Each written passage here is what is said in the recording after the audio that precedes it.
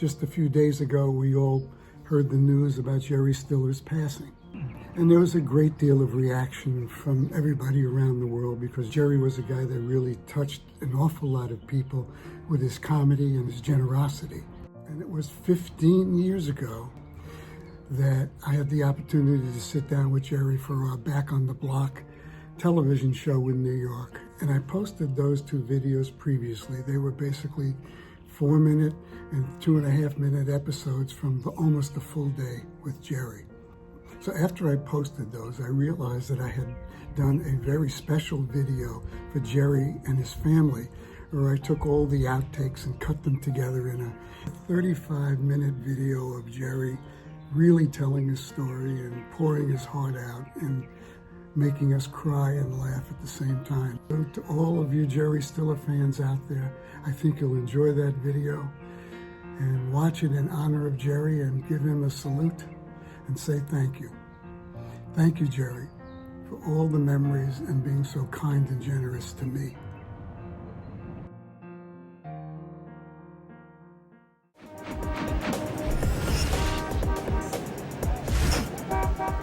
Today, many know him as Frank. Others know him as half of Stiller&Meara. But for over 50 years, he has known how to make all of us laugh. Join us as we go back on the block with the incomparable Jerry Stiller.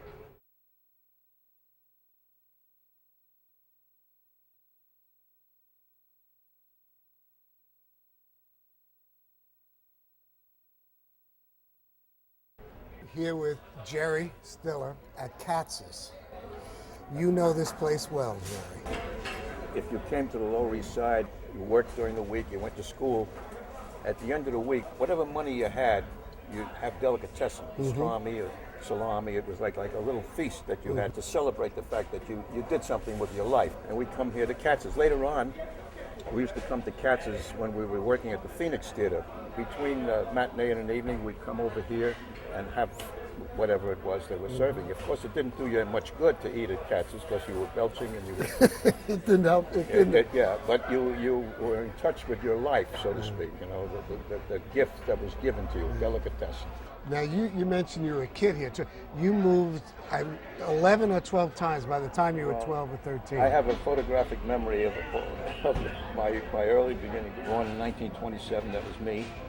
They called, any kid who was born in 27 was called a Lindbergh baby, because that was the time Lindbergh made the trip across, and so they used to call me the Lindbergh baby. Of course, the Lindbergh baby was kidnapped. You're still here. June 8th is your birthday. It's coming up. That's right. It's coming up again. A lot of things revolve around your birthday. I noticed in the book, you told a wonderful story about helping your mother study for a citizenship exam. For what date was it? That was June 8th. 1937. I was 10 years old at the time, and I helped her. And you know, all the questions they ask you, who was the first president of the United States? Yeah. And she knew all the answers. Who was it? Huh? What are you trying to do with this on television? But anyway, we all... I know. Thomas Jefferson was a wonderful guy. He had slaves more than It's all right. All right, go ahead. You had a wonderful line after your mother got your citizenship. In your book, you said you felt a little guilty about that because you were a citizen by birth. And not only that, I could run for president. That's true. You had a great line. You called yourself the American Ghana. That's right, American Ghana, meaning you can get away with anything in this country. A kid coming over here who was born out of wedlock. Oh, what? My God. Well, leave it alone. Okay, That's true. Won't cut that. We'll cut that out. Yeah, okay. Well, we never did know who and when my mother was married until about a year ago. Brian Anderson, who's with the New York Historical Society, who is part of our city government, they have all the archival information on where your parents came from, where they landed, how long they were married. I didn't know my mother and father were married even until maybe about a year ago. I always had the feeling something went on. Mm-hmm. And then he showed me the papers that they were married in 1925, 2 years before, and there was a judge who was there and a rabbi and all those things. So I'm very fortunate because I'm free of all this feeling of being a you-know-what. I know. In talking about your mom and dad, yes, you were lucky. Your dad was with you till he was 100 and 3 years old. We don't have any documentation on that. But he did say when the neurologist asked him, when were you born, Mr. Stiller? He said, I voted for Lincoln. So my father was a joker. He was a New York City bus driver. Right. When we moved down here to the east side, I was 12 years old. He drove a bus down on the Lower East Side from Lewis Street down to South Ferry. And I used to ride the bus with him. For 20 years. Yes, he did it for 20 years when he retired. You also talk a lot about in your childhood down here, about street games that you played. You played all the games we all played. Yeah. You know, kick the can and Johnny on the Pony. Johnny on the Pony, Yeah. stickball. Johnny and the Pony is illegal now. Is it? After Brokeback Mountain, you don't do that. All right, I'll take you back here. A long time ago, you were playing stickball with Ralphie Salzman. Well, he's a fictitious name. His real name was Adolf Hausman. And Adolf was a kid who, even at the age of 12 and a half, 13 years old, was about 6'1". I was what I am now. That's before I ate the eggs. But we played stickball. Somehow or other, I got into a fight with him over some stupid thing. And I was trying to prove myself because I was a sissy from East New York. Right. I just moved in here. And I picked a fight with this guy because I thought I could beat him. And I swore that he had been training for this fight. He actually had gone up to Stillman's gym on 50th Street, and he had his hands dipped in cement to make them harder. So he beat the hell out of me. He killed me. He almost destroyed me. I was almost in tears. And I went up to my house after it was over, and my mother looked at me, and my back was battered and bruised. I waited her to say something. She said, next time you'll know better. And that was the biggest battle I had in my life until I met my wife. Back again, just a little bit more about the Lower East Side. Sure. You did something that I did. You used to ride on the handlebars of bikes. My cousin Leo Lieberman, who was a war hero, my eyes got the Bronze Star, took me down the bike on a hill called Snake Hill, but it wasn't here on the east side. It was back in East New York, and he was. It gave me. My cousin Leo is still with us. He landed in France the second day on the second wave, and he was wounded a couple of times. And he was my hero, and somehow or other he came all the way from Canarsie at that time into East New York, and with his bike took me down the hill. And from then on in, I always wanted to ride a bike. Now, the big thing about riding a bike for me was that all my life, I wanted to ride a bike with no hands. Right. Is this interesting? It is interesting. Okay. To ride a bike, when every kid could ride a bike with no hands. I was scared to ride a bike with no hands. And so one day, when I was 57 years old, I was on a road in Nantucket, and there was a highway, it was clear. I said, I'm 57 years old. Today I'm going to ride with no hands. And God help me, I started to pedal, and I could feel myself riding with no hands. My hands were up in the air. And I said, how long can I do this? And I looked ahead, there was no cars coming, and I was pumping along, and I realized, I looked at my clock at one point, dangerous, 8 minutes, no hands. I have no pictures to prove this. Yeah, but that, you said in your book a wonderful line. It was the first time you weren't afraid anymore. Yeah, it taught me about fear. Yeah. One thing that you talk about was the badge of honor back here and in Brooklyn, that was getting hit by a car or almost getting hit by a car. Yeah, get run over. Yeah. But I didn't. My brother was almost run over. There were three of us. My sister Doreen, I was the oldest. I was probably about 5. Connie was 3. Doreen was 2. My mother was pushing the car, the carriage, and it was in Williamsburg at the time. And my brother was here, and my sister Doreen.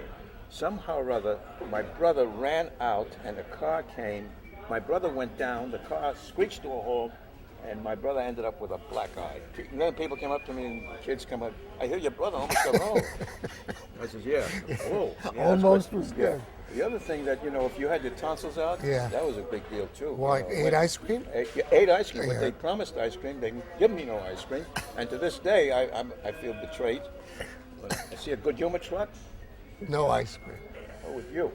You met a lot of, there's a lot of families in that time, a lot of tension in the household, and You know, you recounted a lot of times when there were fights going on, but it was part of your growing up and part of the life. Well, a lot of people, the Depression was a place where, in our family, nobody knew about a depression. All we knew is that my father didn't have a job. Right.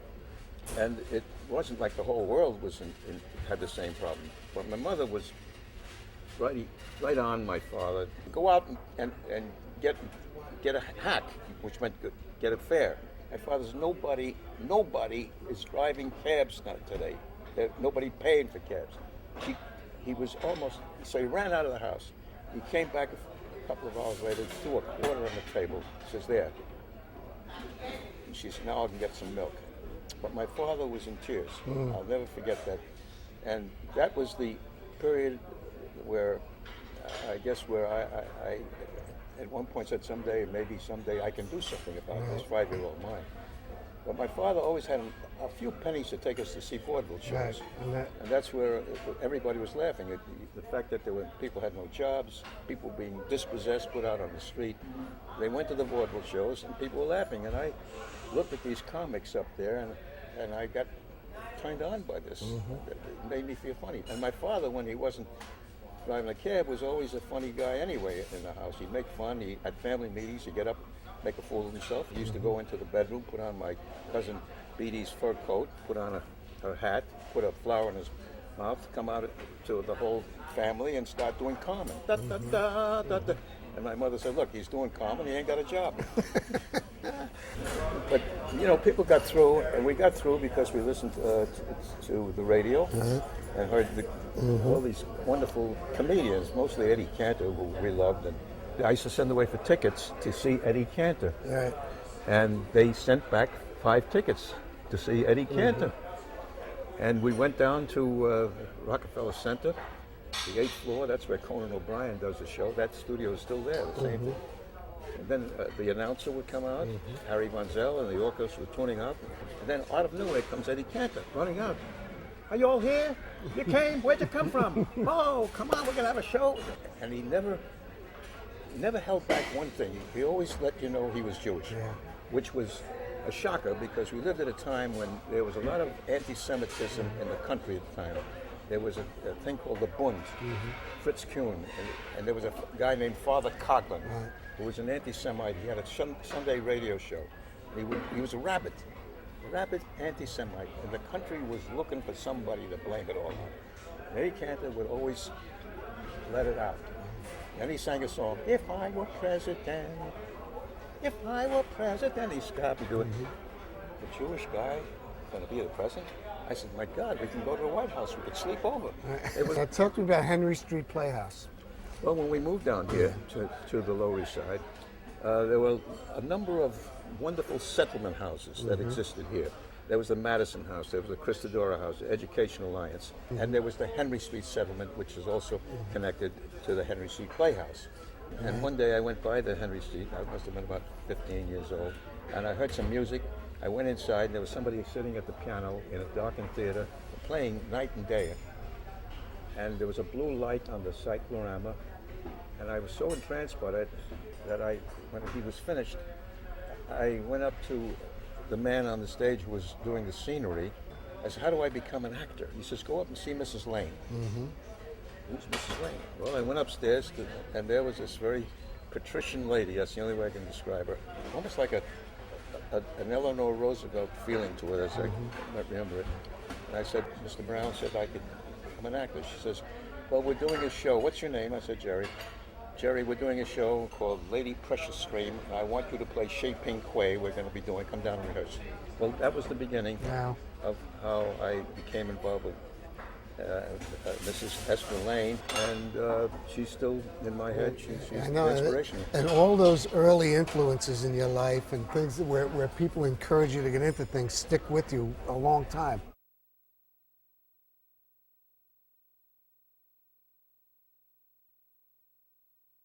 I'm going to give you another theater, Cherry Lane Theater. You walked by that theater one day. What happened? Well, I needed a job. I was out of the service, and I wanted to be an actor because I was selling magazines door to door, and I found that people weren't getting the magazines. And I went up to the salesman, there are people ain't getting their subscriptions. says, what do you want to do about it? I said, I quit. I can't go on like this. He says, well, what are you going to do? I said, I'm going to become an actor. If I can sell door to door, I can be an actor. He says, well, this is the best job you ever had. So the next day I went you quit that job. I quit the job. Next day I was in Greenwichville at Cherry Lane Theater, as you mentioned. It was a hot summer day, and there was a guy sweeping the sidewalk. He was the producer from Yale, young guy. I said, do you have any job for actors? He says, can you paint scenery? I said, no, but I'll try. He says, go in the yard and speak to Rod Steiger. So I went in the yard, and this was 1947, and there was this big husky guy in shorts and with a brush, and he's painting. I said, excuse me. I said, are you Rod Steiger? He said, yes. I said, they told me you could help me paint scenery. He says, what's your name? I said, Jerry Stiller. He said, you ever painted a flat before, Jerry? I said, no. He said, up and down. He gives me the brush. Guy calls him, says, Rod, there's a phone call for you. He goes out, takes the phone call. He comes back and says, well, I'll be seeing you. I says, where are you going? He says, I got a job. I'm playing Christ at the Rooftop Theater. So I started painting scenery, and he said goodbye. Well, anyway, that season I actually got on stage with B. Arthur and a Berger. Then there were people like Marv Silbershed and Mike Do you Gazzard. think that could happen today? Oh, sure. Yeah. They're always looking for people who can paint scenery. Right. So that's how I got my first job in the theater at the Cherry Lane, and it's still, it's still part of my life.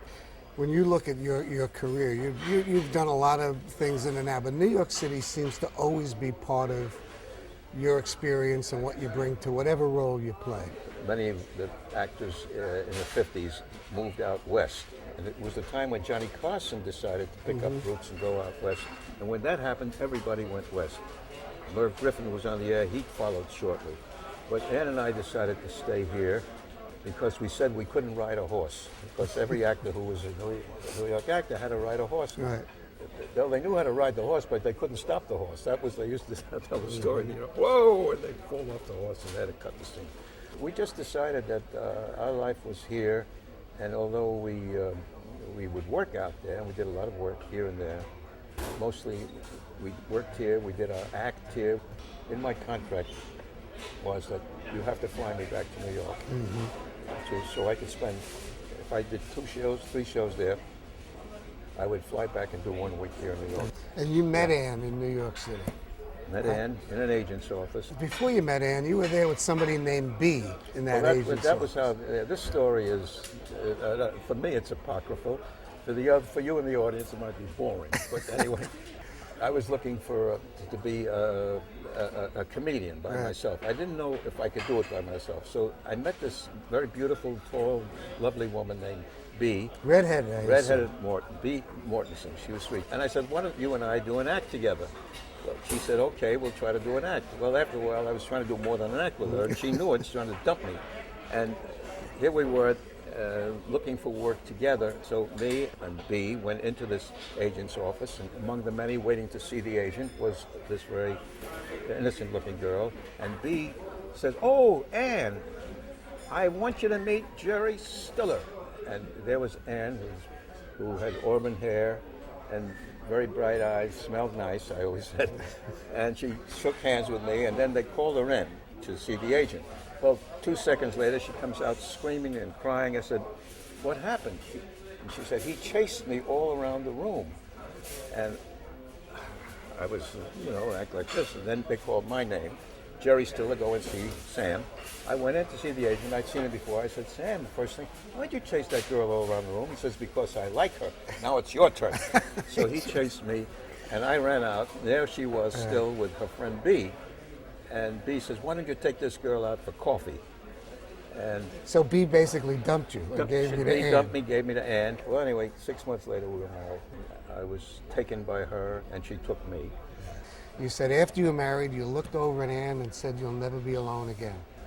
Did I say that? You did. It's on page. I can tell you. All right, I believe you.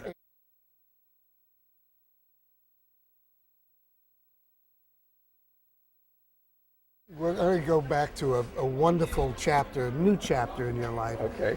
Going to Seinfeld. You were in your 60s. You and Ann were, and you were feeling kind of low in your career, and you went down to Atlantic City and opened at one of the Trump places. Right. it's one of those, what do they call those, the phoenix rises from the ashes. And so we had really lost our manager in a lot of ways. But we still had what we laughingly called an act. So we went to Atlantic City, and incredibly, we did an act that was 20 years old, and the audience exploded. And we were getting standing ovations, blah, blah, blah. So I said, let's forget our manager. Let's see where life takes us without a manager. So a wonderful, incredible man with great insight came up to me at a party at June Havoc's home. Michael Hardig. I'm mentioning names. He's no longer with us. He changed my life. Michael changed my life. He says, I can see you back. And this is in your 60s. I'm in 60s. He says, I'll sign you for a year. And he said, I'll tell you one thing. I never lie in the green room. Now, what lie? You know what lying in the green room is? I'll tell you, you're good when you're lousy. So for 1 year, he signed me, and almost instantaneously, my life changed. I got a call from Tony Randall at the National Actors Theater. Jack Klugman were doing 3 Minutes. I got into that play. 5 minutes later, they called me. They, who are they? Larry David calls me from L.A. There's a role here on a show called Seinfeld. We want you to replace the father. I said, now tell everybody, what'd you do? I said, who's Seinfeld?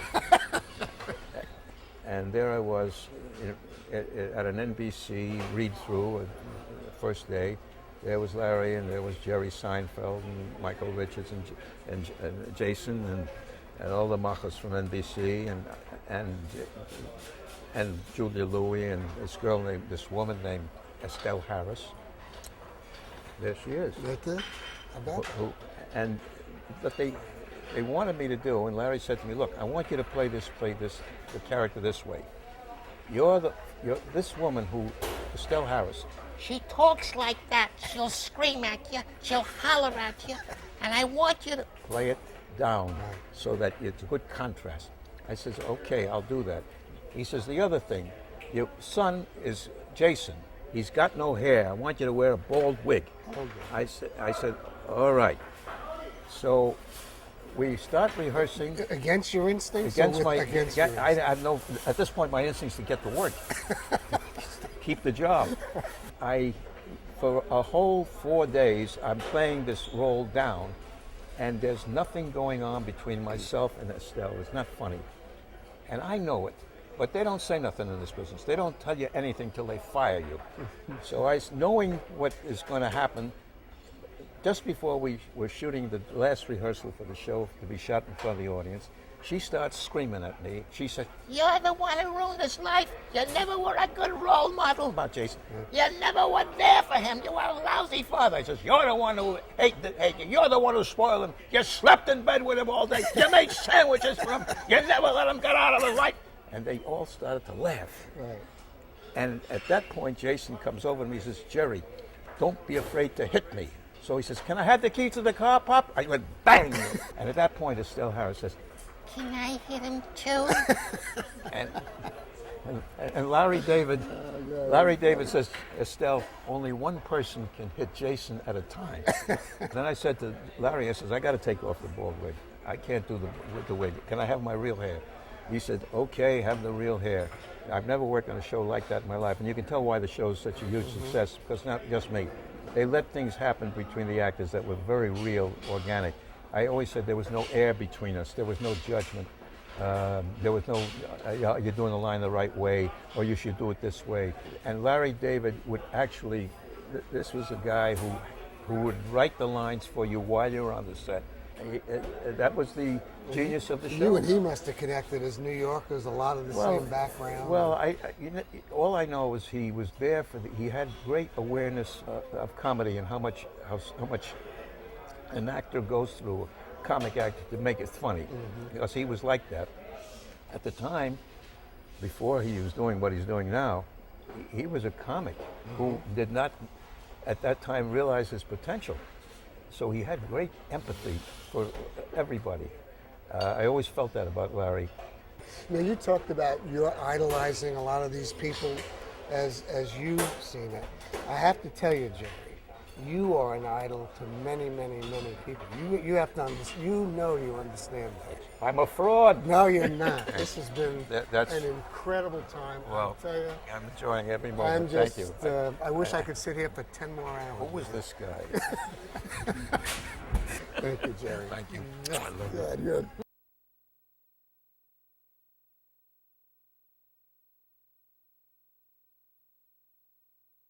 Here we are, your alma mater, Seward Park High School. Yeah, I got here in 42 and left in 44.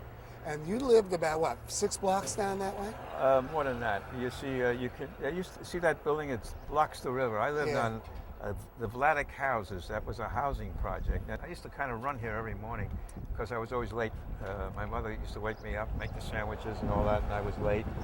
She gave me a nickel to take the bus, and I never would take the bus. I tried Pocket the nickel? Pocket the nickel. I raced the bus. If I could beat the bus, I got in time before they locked all the doors. What time was the doors locked? 8:30, right on the button. And there used to be like an accordion, a group of kids who were always at the last minute. We would squeeze in, and we keep saying to the monitors, we used to call them schnippies, let us in, please, let us in, please, please.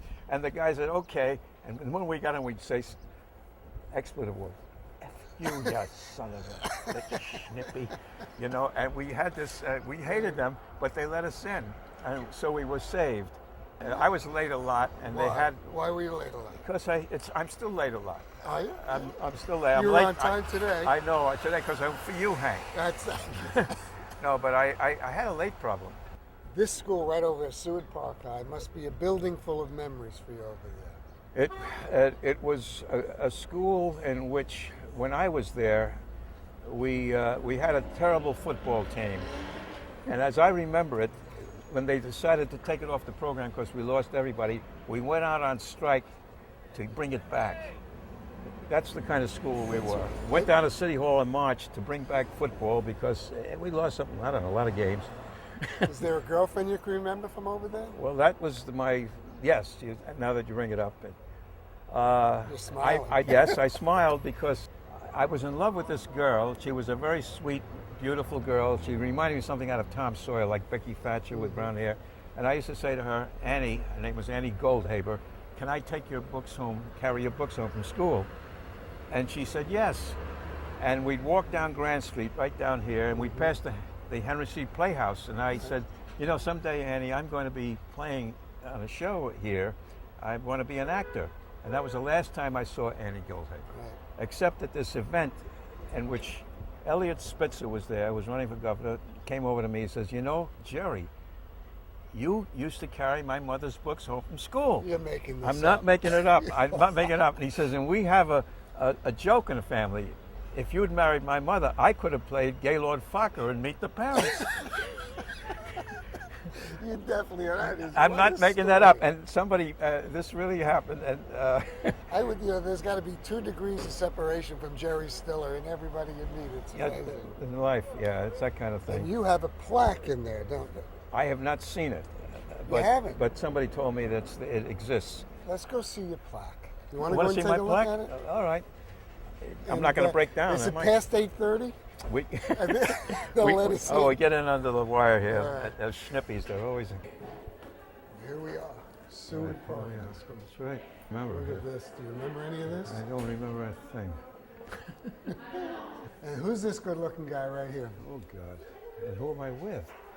Jesus. Does it say? Look at that. What is that? I'm trying to remember. Oh, God. It's not a movie, is it? Is it a movie? It might have been, sure. It probably is something, it might have been Seize the Day. No, it couldn't be that. The Hollow Boy. Oh, wait a while. I know. That's, oh, God, she's a wonderful actress.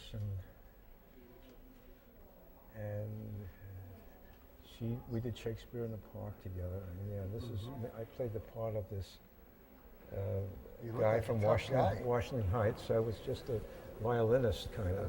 Yeah. Now, you're not going to tell me you played basketball. Badly. I was one of those. I would foul out four fouls in 4 minutes, and a fist fight. What was your best subject?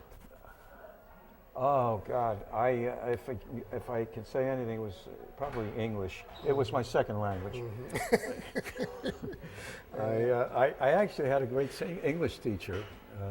Her name was Mrs. Stiller, so I couldn't miss. She was Are you kidding? No, I'm not making it That's up. amazing. She was my father's uncle's wife, and they were both teachers in school. And Fanny Stiller taught English here, and I was in the class, and she said to me, you know, this neighborhood is having problems, and I'd like you to get up in class and just start a discussion of how we can bring people together. And she said, you got to get up, Jerry, because none of these kids are going to do it. This is and we Stillers got to stick together. Well, I got up, and I started to say, you know, and remember these kids were, you know, a lot of... You're 14, 15? Yeah, 15, 16, whatever. I said, well, you know, instead of thinking of what separates us as people, you remember we had Irish, Italian, Polish, Chinese, whatever, Jewish. Let's think of what each of our people contributes to this country. You take the Italians, for instance. The Italians are the great singers in the world. You got Toscanini, and you got Ezio Pinza, and you got Louis Prima. And then I said, well, take the Irish. They're the great writers of the world. You know, Joyce and O'Casey. And then you got the Negro people. Those are the words we used to use. And then they are the great dancers. Bill Robinson and Bert Williams and Moke and Polk and the Nicholas Brothers. And then I said, the Jews are the great comedians. And all of a sudden, from the back of the room, a girl shouts out, fascist bastard. And I was in shock. And her name was Theodora Kogel. She said, Jerry, you're a fascist bastard. I said, what are you talking about? She says, because you think of people in ethnic stereotypes. Right. And I was in tears. I walked out of that class. I was devastated. And I really have to tell you, because I was such an idealist, I figured because I wanted to be an actor and on stage, no matter what a person's color, what language they spoke, wherever their parents came from, we were one family on the stage, and that in life, if you could bring it on this, in real life, that the world would be a better place. That was my idealism. Anyway, the end of the story is about a year ago, I was Upper West Side, Broadway, I was Sunday, they would have these bookstores where you look at books and browsing. I went by, and I was browsing in a book, and suddenly there was a tap on my shoulder. Elderly woman says, oh, Mr. Stiller? I said, yes. I just want to tell you how much my husband and I really enjoy you and your wife on television. I said, thank you. She says, I'm Theodora Kogel. From the back of the room. That's right. And I first thing that went through my head is, this is years, I said, fascist bastard. Then as she's walking away, I say to myself, wait a minute, should I go back and tell her this? I'm 70-something odd years old. So finally I said to her, excuse me, Theodora, can I ask you a question? She says, yes, Jerry. I said, remember back in high school when I got up and I started talking about bringing the people together, and you called me a fascist bastard? And she said, yes, Jerry, but I've mellowed. There you are again. That's what well, these are the ones. These are, oh my God, look at some of them. Look at that. Yeah. There's Estelle, when she was trying to play an older woman. Still getting. She was excellent. She's still great. She's a good friend. And there's Ralph. Now, Ralph was one of the members of the Boys Brotherhood Republic. Right. I mentioned that at one point. I belonged to the BBR. It was a self-governing settlement house on the Lower East Side. It was on East 3rd Street. And we paid taxes. We had courts. The kids ran it themselves. I ran. And Ralph succeeded a man named George O'Goulian, who was the first supervisor. And this was one of the most important moments in my life that I, at 12 years old, went down there. I ran for city council, and I won, and I learned so much about self-government. And it was a thing in your life that kind of changed my life. You look back on that and you see a picture. Is there a achievement, something that you look in yourself and say, I feel great I did that? Not really. I just say, look at, I'm hanging up here, which is good, and I'm hanging next to this guy, and I look at these people that made some real marks in their life. It's nice to have been part of all of this, but it seems like, if you follow the rules or you put your mind to it, you will go from here to here to here. It was a hard fight, It but was a long time ago. I enjoyed too. it. Yeah, it was a long time ago, and you're still here with us. Thank you. Thank Which you. is wonderful. Thank you. Hey, Hi, everybody. hello there. Teachers work with me. Teachers work. Yeah, right. This must be incredible. It's nice to go back. I know. Yeah. One more. Kathleen Widows, that's her name. Her name Kathleen is Widows. Kathleen Widows. I don't know if you can get that.